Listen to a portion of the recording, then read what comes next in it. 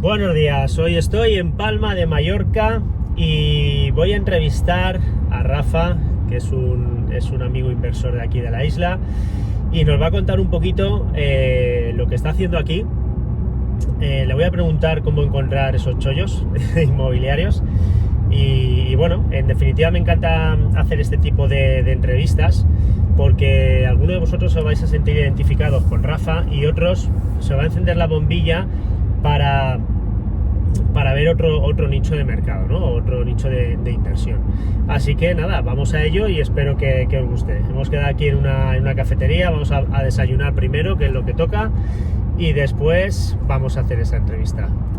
Nos vemos a... Vale. Pues vamos a empezar. Vamos para allá. Me has pillado aquí te pillo, aquí te mato. Sí, aquí te pillo, aquí te mato. Bueno, ¿empezamos? Bienvenidos a todos, bienvenidos a mi canal, Quique Escribá, Invierte en Inmuebles. Hoy estoy en Palma con un amigo, con Rafa, que es un gran inversor, ahora lo vais a conocer. Y me gusta crear este tipo de contenido porque os vais a dar cuenta como gente tan joven, como son tan emprendedores, que llega un momento que dan un giro a su vida, lo dejan todo para dedicarse a lo que les apasiona. Y bueno, también tenemos, Rafa también es el creador de inversor de Millennial. Asesor Millennial. Y tengo su cuenta en Twitter y bueno, ahora nos va a contar un poquito. ¿Qué tal, Rafa? Pues bien, nada, un placer aquí que me hayas pillado, ¿no? En tu visita a Mallorca. Y a ver, tengo que decir que no nos conocíamos en persona, pero sí que a través de grupos que compartimos de inversión inmobiliaria y demás, y él es bastante activo porque al final quien tiene experiencia pues es quien puede aportar, ¿no? Un poquito más de contenido y sabiduría, y Quique la verdad que tenía ganas ya de conocerlo, ¿sabes? Y a partir de aquí, bueno, pues contamos la historia, ¿no? A lo mejor como comencé en el tema inmobiliario, Sí. que antes compartíamos café y le estaba diciendo que no fue fácil los inicios, porque sí que es verdad que la primera operación no estaba todavía puesto en el asunto del tema inmobiliario, pero era la época del boom, claro, entonces ya sea a través de un familiar o conocido, pues te empujaban cómo hacer la primera operación, ¿no? Entonces no estaba suficientemente asesorado, ¿no? Y fue una operación pues fuera de aquí de las islas de Mallorca, fue en la península. Fue obra nueva, y para que veas que a veces dicen, bueno, si esperas, el largo plazo te dará sus frutos, etcétera. En este caso no fue así. Sí. No fue así. Y incluso hemos vendido con minusvalías este año pasado, pero bueno, no hay que quedarse solamente con que la operación ha sido mala, sino sacar que puedes aprovechar para las siguientes. Y sí que es verdad que a partir de ahí, que esta operación data de hace 14-15 años, a partir de ahí sí que cambió un poquito lo que era el modo de operar, y el resto pues ya yo creo que hasta la fecha han ido bastante bien.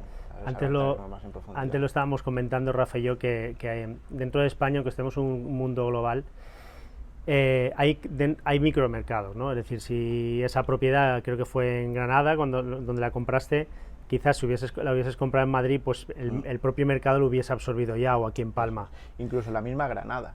El tema era pues cogerla una localización pues que hayas estudiado previamente, estar bien asesorado, no comprar a ciegas o porque te haya recomendado a alguien, porque era la época de que parecía que todo iba a subir. Sí, es que en esa época yo me acuerdo, yo me enganché en varias propiedades y que se hacían los pases, hacían tal, y de obra nueva. Y es que era como, yo estaba nervioso y al día siguiente digo, tengo que encontrar una obra nueva para dar el enganche, para ver cómo lo hago, y era súper complicado. Y te decían, no, ha subido 6.000 euros. Y el día siguiente, no, es que cada día sube 6.000 euros. Me llegan a decir, pero vamos a ver esto, sí, ¿cómo es posible? Era llegar la entrega de llaves y de, bueno, que sí, que cuando se entreguen llaves esto vale un tanto por ciento más. Y dices, bueno, ¿para qué encontrar el comprador, no? Sí. Y sí que es verdad que se encontraba. Pero ¿hasta dónde podía llegar eso, no? Era la pregunta. Hasta que algunos se quedaron enganchados, ¿no? A mí me gusta cotillear. Entonces, yo quiero saber, Rafa, ¿tú eres de Baleares? ¿Eres de Valencia? Cuéntanos. Llevo toda la vida aquí, desde que tenía año y medio.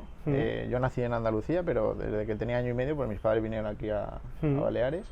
Y vamos, prácticamente pues todas mis operaciones las he centrado aquí. Vale. Y luego empezaste a trabajar en banca, ¿no? En banca, correcto. Bueno, hice unos trabajos previos, pero mi mayor experiencia profesional ha sido en banca. Y sí, hasta hace 4 años. Que bueno, ahora si quieres entraremos en detalle, pero que tomé una excedencia que decidí no volver. Pero vamos, que Eso es sí, muy valiente, ¿eh? han sido 12 años de banca, yo creo que lo más donde estábamos en el foco, ¿no? Sí, sí.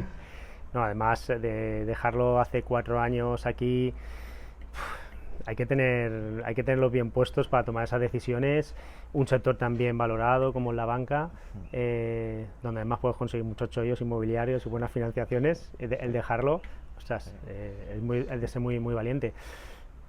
Hoy en día, porque sabemos que a Rafa le conocemos más que nada por el tema de las subastas, principalmente, aparte de hacer sus flips, hace sus compra en subasta, y queríamos porque ahora el mundo de la subasta está un poco parado, ¿no? Porque antes estaba muy pasteleado, antes era todas las subastas presenciales, se lo comían todo y se lo guisaban los 4 subasteros, Sí. y ahora es como que se ha abierto a todo el mundo.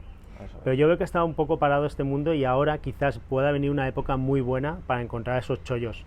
Que ahora, Rafa, Sí. si nos puedes explicar un poquito cómo lo ves. A ver, yo tengo aquí mi tesis personal, que me puedo equivocar, pero sí que habrá habido cierto hype o gente que se ha querido subir al carro, y últimamente no estamos viendo, o yo por lo menos en los radios que me centro de inversión, no estoy viendo oportunidades. Para mí una oportunidad es que por lo menos pues tengas entre un 30 y un 40% de descuento, Claro, sobre el valor de mercado, porque al final estás comprando algo medio a ciegas en el sentido de que quizá pues bueno, no puedes verlo o el interior, pero sí por la fachada o por el tipo de vecino pues puedes intuir que es una buena operación, ¿vale? O la localización. Pero veo que no sé si fue el tema de la inflación o quizá el último tramo de acceso al crédito barato, muchas subastas han salido a precio de mercado, lo cual para mí no tiene sentido. Entonces me he quedado prácticamente quieto, y la última operación que hice pues se remonta hace como 8 o 9 meses, y fue una operación yendo sobre seguro, que fue la que te dije que fuimos a zona universitaria, sí, que era un claro, tipo de ahí inmueble que me gusta para tener en cartera de alquiler. Y en fin, pero ya te digo, ¿qué intuyo yo por aquí o por esta vía? Que quizá a partir de final de año, además, que ya está habiendo subida de tipos, podamos ver nuevamente oportunidades en el tema de las subastas. Es lo que yo intuyo, ¿eh? A veces es cuestión de foco, ¿no? Hay gente que me dice, Quique, no encuentro esos pisos de 60, de 70, de 30, de 100, de donde sea. Y digo, pero tú te has focalizado, tú los buscas. Entonces, quizás tú crees que puede pasar igual con la subasta, ¿no? Tú a lo mejor estás focalizado en un mercado como en Baleares, o a lo mejor te has abierto un poquito a Valencia por la cercanía y tal, pero España es muy grande. Entonces, quizás hay otros municipios Eso es. que no son principales y ahí sí que vale la pena invertir en subasta. Sí. Luego también, a ver, la gente piensa que subasta es sinónimo de pelotazo. Para nada. Puedes dar pues con una muy buena operación, pero pienso que el camino para comenzar debe ser con algo pequeñito o sencillo, y después hacerte la idea de lo que tú dices, focalizar. ¿Qué quiero tratar yo de hacer con la inversión en subasta? Pues bueno, tratar de conseguir al menos ese 30 neto, pero no vayamos a... No, es que quiero doblar la operación.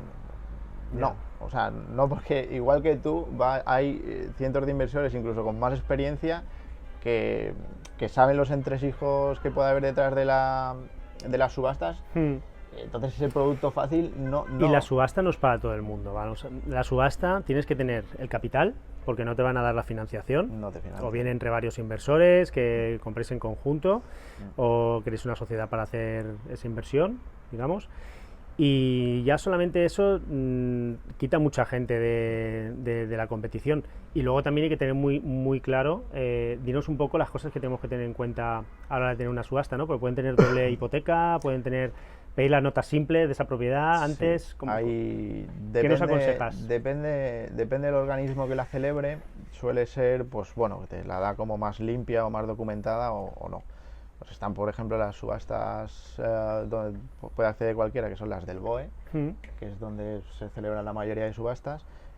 Bueno, pues aquí pues, hay de todo tipo de documentación, nota simple, certificado de cargas, luego puedes acceder a lo que es el expediente, el origen de la subasta, ya puede ser hipotecaria o un procedimiento judicial o de ayuntamientos o un embargo de la agencia tributaria misma. Todo eso hay que tenerlo en cuenta, porque en función del concepto por el que se celebra la subasta cambian un poquito los parámetros. Luego también lo que tú dices, el tema de la financiación. Tienes que disponer del capital. ¿Qué quiere decir que no se puede financiar? O sea, directamente la propiedad no te la van a financiar. Cosa diferente es que tú pues tengas un buen perfil de cliente con el banco o tengas muy buena mano con tu gestor y puedas pedir una financiación paralela, o que la operación te la hayas adjudicado y estés en el tramo final y decidan apoyártela, pero cuentan con que no te la van a financiar, ¿sabes? El inmueble directamente no te lo van a financiar, ¿vale? Y después el tema de las cargas. Es un asunto que, bueno, en el perfil, como hemos hablado, de Twitter, el de asesor millennial, me preguntan mucho la gente el tema de las cargas. Cada caso es particular, sí que funcionan casi igual, pero hay que estudiar cada expediente en particular. Puede haber cargas previas que pasas por alto y te puedes meter en un lío en las subastas. A lo mejor, imaginemos, para hacer algo así simple, pues tenemos un inmueble que sale a la subasta y normalmente tiene la carga de la hipoteca. Todo el mundo, pues, para comprar una casa, el 80% de la gente necesita una hipoteca. Después puede haber una carga de la comunidad de propietarios, porque ese señor pues le han ido mal las cosas y deciden denunciarle, y luego a lo mejor una de la seguridad social o de la agencia tributaria. ¿Qué ocurre? Por ejemplo, que cuando sale el inmueble a la subasta tienes que leer bien quién es el que celebra el origen. Puede ser que haya sido la segunda carga, la comunidad de propietarios, la que quiere recaudar el dinero.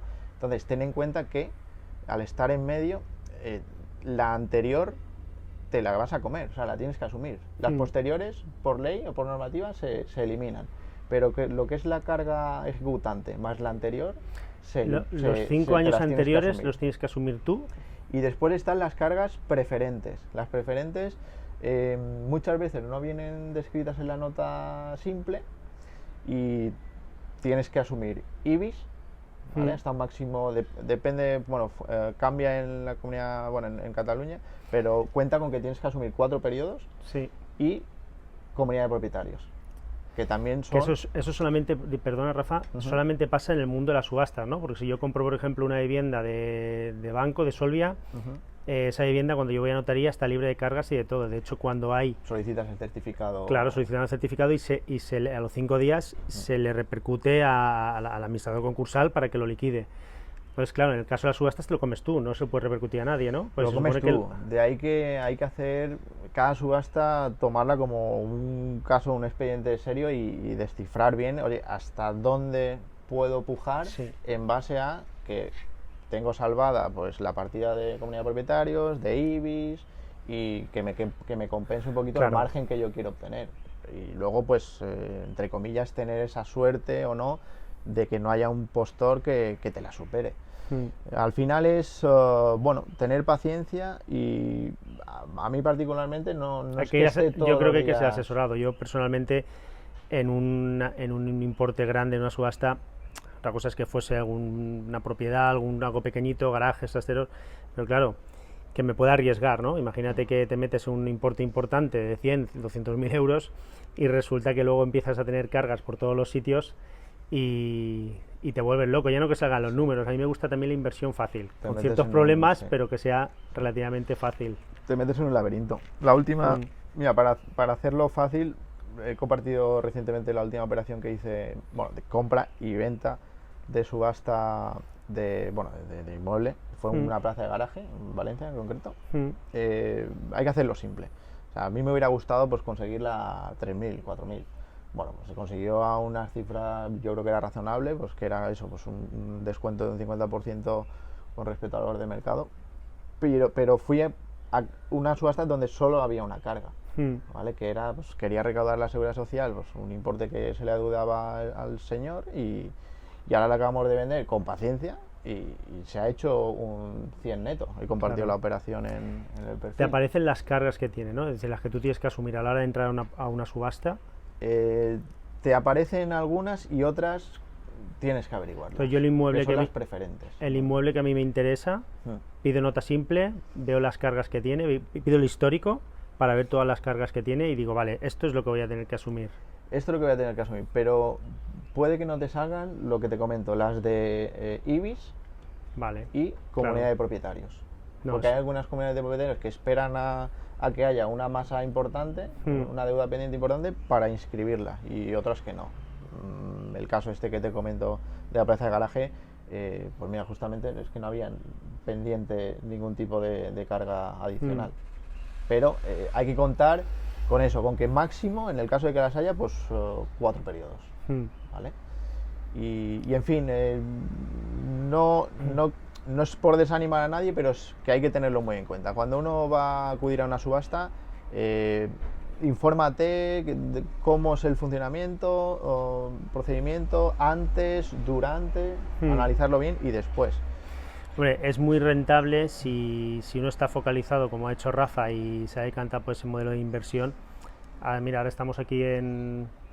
¿Este ático fue de subasta o fue de...? Este fue, bueno, un activo ocupado, que también nos Sí, gustan bueno, los problemas. pero claro, es ahí donde voy. Los problemas es donde vienen los grandes beneficios. Entonces, Sí. claro, si eres una persona que tiene tiempo o un inversor que te gusta mucho esto, pues oye, pues puedes probar, ¿por qué no? Porque vas a sacar, conociendo muy bien el mercado, haciendo un buen estudio de mercado, siendo un experto en la zona, sabiendo lo que vas a comprar, pues puedes sacar muy buenas rentabilidades y vale la pena ese tiempo de espera hasta que se resuelve todo.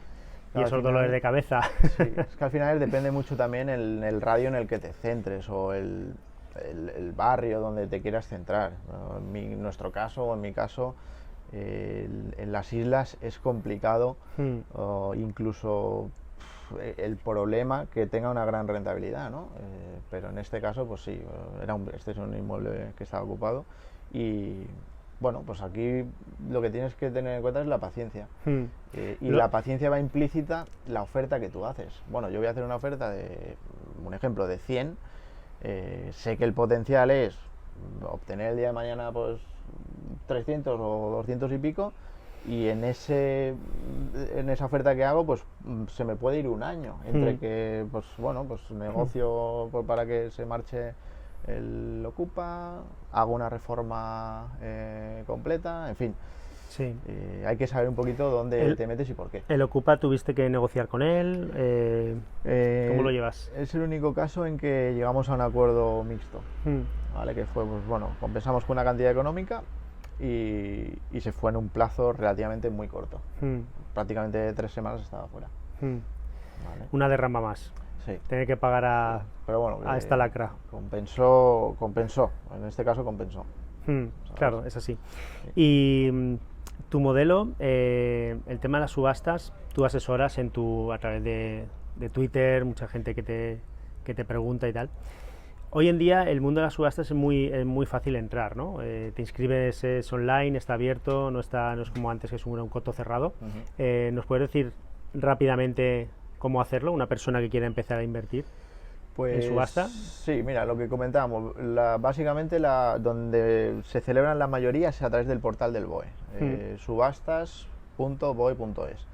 Y la verdad que tienen la página muy bien estructurada, e incluso hay un manual donde te explica paso a paso pues eso, el funcionamiento y demás, pero necesitas un certificado electrónico, DNI electrónico, que esto pues, puedes ir a Hacienda online, lo puedes pedir. O con la clave PIN, ¿no? Clave PIN, sí. Y después, una vez ahí, ya te puedes iniciar sesión y ves todas las subastas que se están celebrando en todo el territorio nacional y ves las características de cada uno.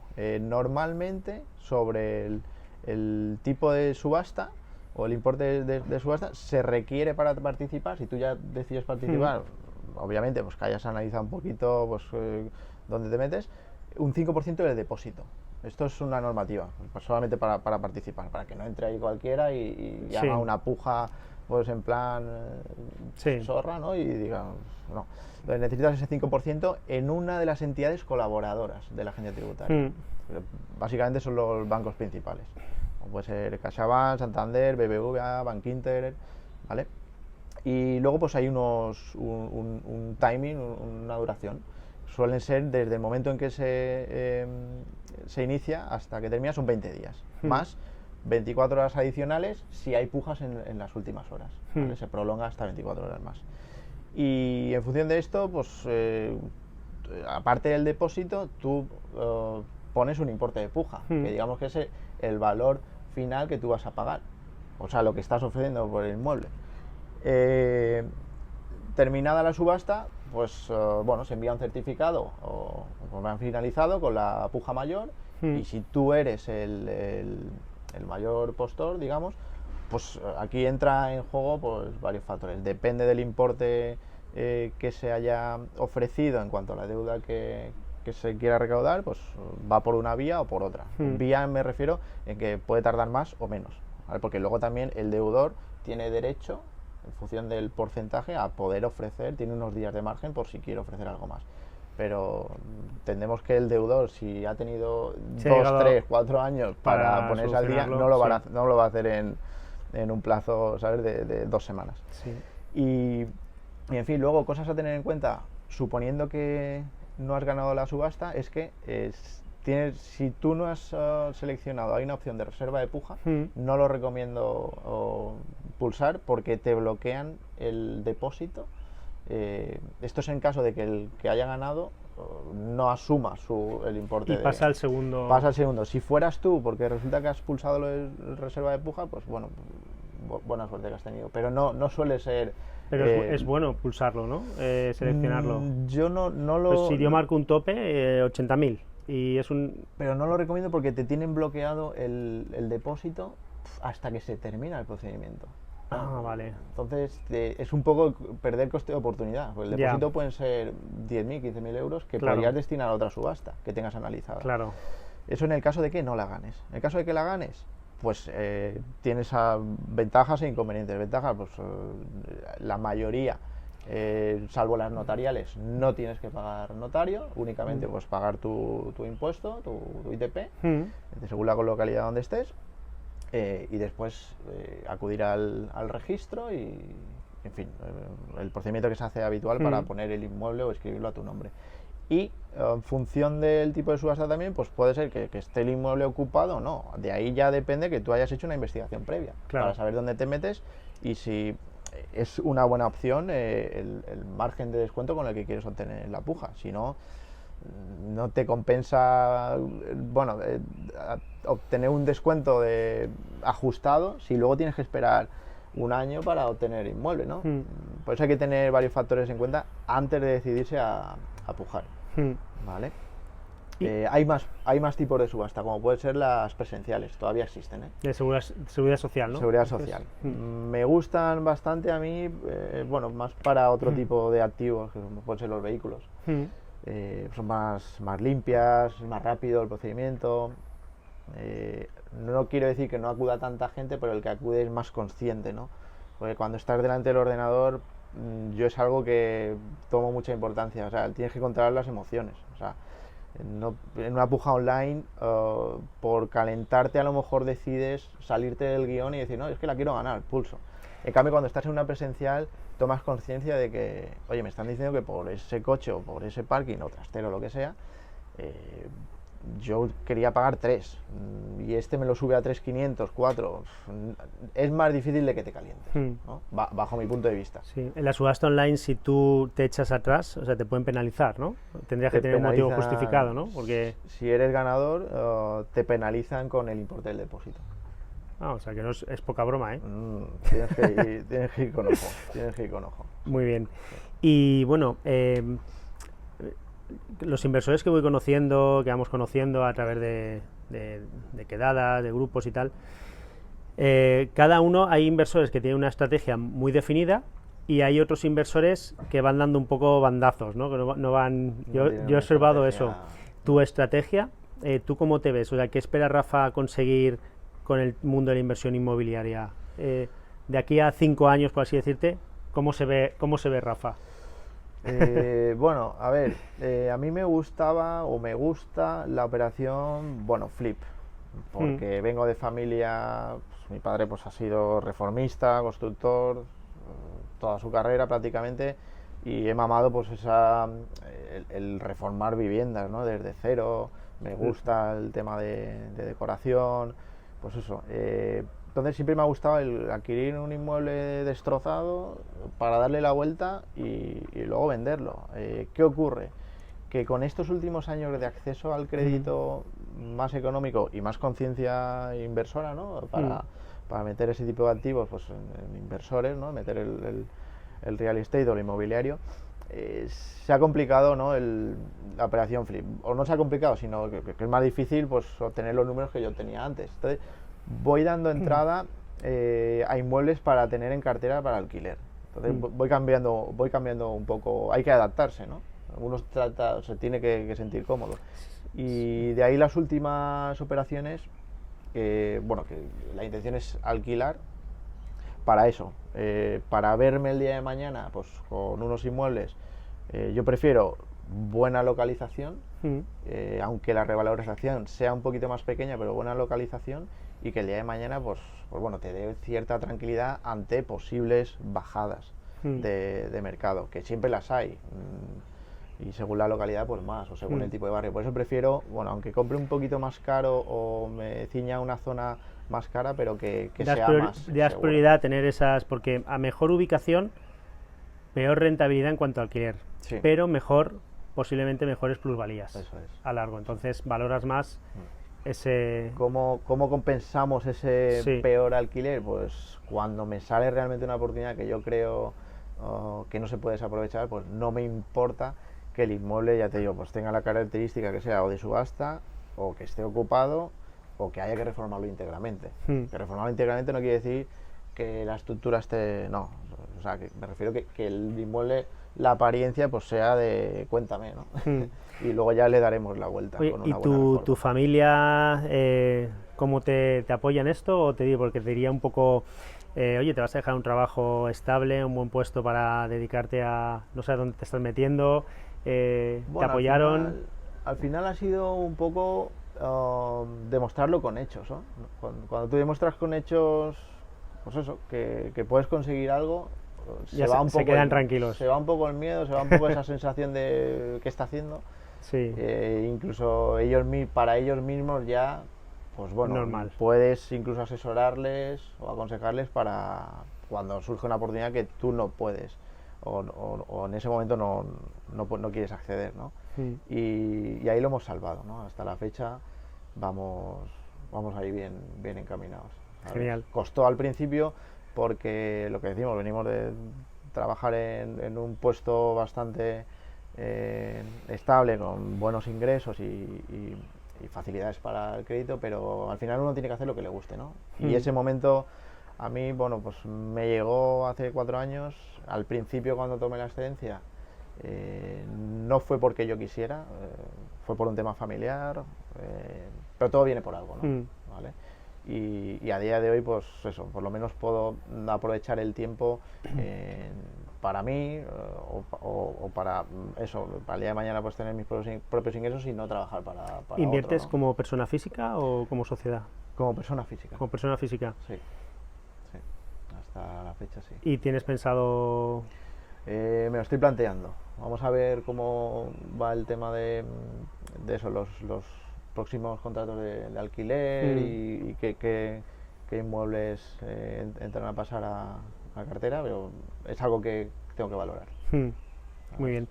Y bueno, y por último, Rafa, bajo tu experiencia, ¿qué consejos le das a un inversor que se quiere empezar en la inversión inmobiliaria?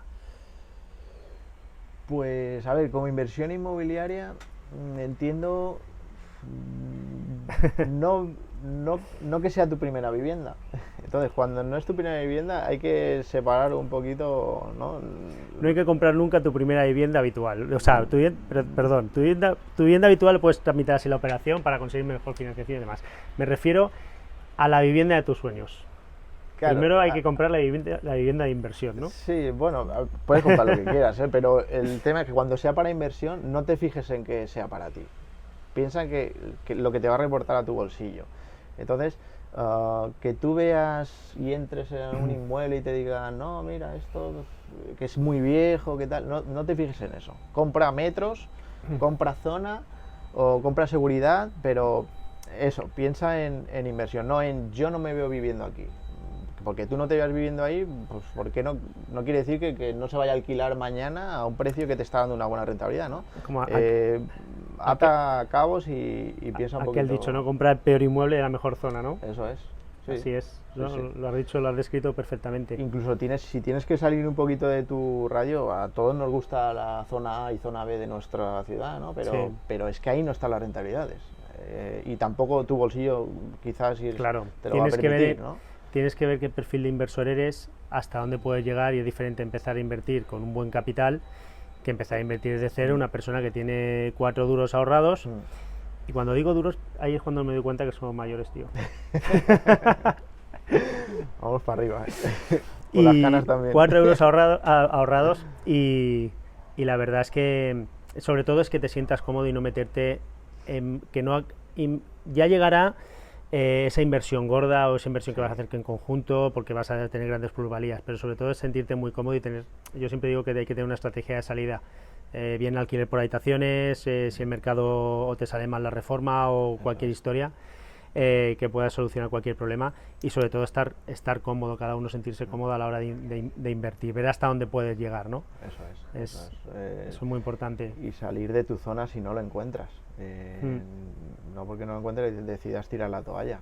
Hablábamos antes, tengo un muy buen amigo que bueno, no encontraba nada en la zona donde vivimos y decidió pues salir a Península. Claro. Y bueno, pues tiene una carterita de 3 inmuebles en una zona donde ese es el tipo de inversión que yo creo que para ser tu primera inversión está muy bien tirada, porque eran importes de unos 30 y pico mil euros, inmuebles sí que es verdad que terceros, cuartos sin ascensor, pero que bueno, te están dando unas rentabilidades netas de alrededor del 10. Sí, eso está muy bien. Si te equivocas, no es lo mismo que equivocarte en un capital de 100 y pico mil, 200.000. Entonces, para primera inversión, no te fijes dónde tú querrías vivir, sino qué es lo que se alquila fácil o qué puedo poner si me equivoco. Aquí es que en Baleares los inversores de aquí, la verdad es que es muy complicado conseguir muy buenas rentabilidades y o conocen muy bien el mercado, ya tienes un rodaje como Rafa, que es experto aquí en la isla, pero si no, yo tengo un inversor que vendrá a la comida de aquí de Baleares y bueno, le hemos ayudado a conseguir una propiedad en Valencia porque no le salía esas rentabilidades, no tenía miedo, ¿no?, de meterse. Tenía alguna propiedad aquí, pero no quería meterse en esos importes, ¿no? Porque dices que menos de 200.000 no consigo absolutamente nada. Entonces me es muy difícil y ha tenido que dar el salto a la península, se ha quitado esa creencia limitante, ¿no?, digamos, ese miedo, y ha pasado. Tienes que saber cada uno en qué sitio está, en cada momento. No quiere decir que no vuelva otra vez a Baleares, pero... No, hay que saber leer el mercado. Esto es otra cosa que contemplo. A mí me pasó igual. En Valencia, que ha sido el último que hemos adquirido de subasta, yo quería invertir hace 3-4 años. A mí ya los precios de aquí de Palma me resultaban, me chirriaba el bolsillo, ¿no? En cambio en Valencia es una ciudad, pues yo viví allí 2 años y ya conocía según qué zonas y veía que los precios tenían potencial. ¿Qué digo con saber leer el mercado? Bueno, que tú ya cuando inviertes y ves, tienes intuiciones, ¿no? Y si hubiera invertido en ese momento, pues claro, pero a todo pasado es muy fácil. O no era el momento, entonces, es que no era el momento. Entonces, ¿qué pasa? ¿Por qué ahora pues este último inmueble lo adquirí allí en subasta? Porque no puedo acceder a esos precios de hace 4 años a mercado. Entonces, preferí ir a subasta, coger en una zona que difícilmente pues puede caer mucho el precio, o en el caso de que salga mala operación, siempre va a haber un retorno por alquiler, que es zona universitaria, ¿no? Saber un poquito leer el mercado. No me metería yo ahora de golpe, porrazo allí además, a mí no sé si te pasa a ti, yo hace 4 o 5 años veía todo caro y ahora sigo viendo todo caro. Entonces siempre a la hora de invertir y luego echando la vista atrás... Nos gusta ir a vuelta de tuerca, pero... lo que tú dices, aquello que era caro, fíjate, ahora a esos precios hubiese comprado todo, pero también es verdad que no era... a la verdad no era tu momento. Tienes que ponerte en situación. Llegas, sí, así es. En el banco, cuando estaba en el banco y comenzaban sobre todo en el tramo del 2010, 2012, entraba muchísimo inmueble en cartera y claro, ahora lo ves y dices, buah, es que esto estaba a este precio que ahora vale tanto, pero en ese momento tampoco te puedes quedar con todo y había cierto miedo también. O sea, cuando el precio está bajo es porque hay miedo en algo. En aquel momento había una crisis inmobiliaria profunda, que duró lo que duró, que todavía se están dando salida a estocaje menos interesante, pero que todavía hay de aquella época, y todo, o sea, al final son ciclos. Sí. Por eso hay que saber leer el mercado y encontrarte cómodo con lo que hagas, ¿no? Tú ahora, mira, a nivel de... Me gusta hablar esto mucho con los inversores, ¿no? Porque muchas veces hay inversores que soy muy analíticos y nos están vendiendo, que es así, porque todo indica que va a ser así, una recesión. Cuando estuvimos con la pandemia ya nos decían que ya llegaba, ¿no? Con la pandemia. Pasa la pandemia y resulta que cada vez hay más ventas, que el mercado inmobiliario empieza a subir un 10, un 15% más, se acelera. Pero claro, todo el mundo está esperando que venga esa gran recesión, suben los tipos de interés, que por lógica pues la gente tendrá menos acceso al crédito, en las viviendas más caras pues quizás tengan que contener más los precios, el mercado de obra nueva se reabsorbe solo porque el que tiene algo ahorrado pues quiere una vivienda de obra nueva y no hay para todos, y eso se reabsorbe, no hay problema, pero claro, ¿tú cómo ves? Es que no sé si va a haber un cambio de ciclo realmente económico, si va a haber esa gran recesión. ¿Tú cómo lo ves? A ver, pues seguramente sí.